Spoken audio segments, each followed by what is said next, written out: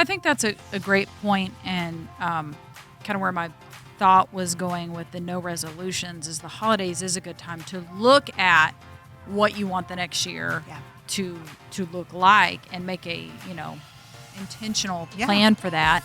I also always love the sentiment of start small, right? Often like working out.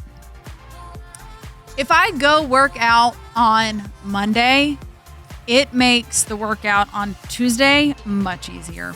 Yeah, for sure. It's like just do the one day, and then you can. Well, and that's the thing. I think if we look at, okay, I'm going to work out 3 times a week for the rest of my life, and that's for those if you don't like to work out. Now, I have some friends that are workout fools and love it and get their energy from it.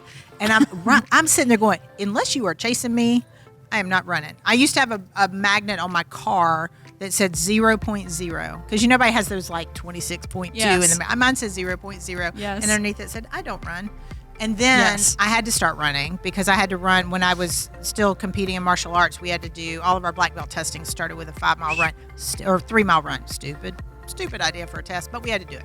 But anyway, you do it when you have to. Mm-hmm. But what I'm talking about with resolutions, we're not going to call them that. We got to come up intentional stuff. I'm talking about the things you want to do.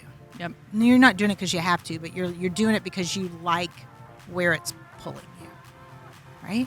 Yep. So, I mean, I like your thing about one day at a time, though. Well, literally had this thought. Literally. You sound like my teenager. I literally had a thought. So, I was like, I'm going to go to bed earlier. Okay. Right? This was like 9 o'clock. And I'm like, all right, if I start now, I'll be in the bed by like 9:15, 9:30. But I had made, which, again, bad habit, I'd kind of sort of worked up until like... You kind of sort of. 8:30. She totally worked up until 8:30, didn't she? So my mind didn't have that time to process between stopping work and going to bed. And so then I'm like, you know what I need? Caffeine. No. Okay.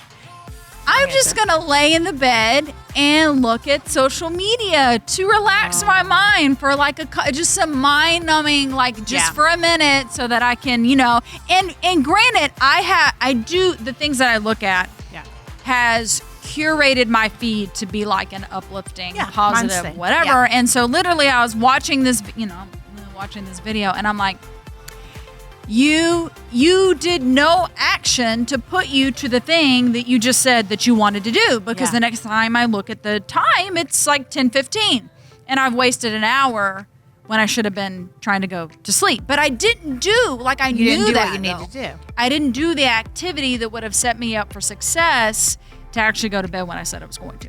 So I'm going to take this a different direction with that example here. Okay. My question isn't why did you scroll slow short? My question is, you need to ask yourself, or declarative statement here. Don't work till 8:30? No, it's not even that. Is going to bed at that time really important? Because here's the deal. If something was that like burning, frigging important to you, would do it. You would do it. You would do it. So I think so many times in the challenge I have with resolutions and things like that, and even some goals, like I challenge a lot of my clients on their goals because I'm like, tell me why. They'll say, I'm going to do this. And my first question is, tell me why. Mm-hmm. I'm not saying you can't, but just tell me why. And if I don't hear it, and it's interesting when I have somebody describe their goals, if they're like, oh yeah, I don't know.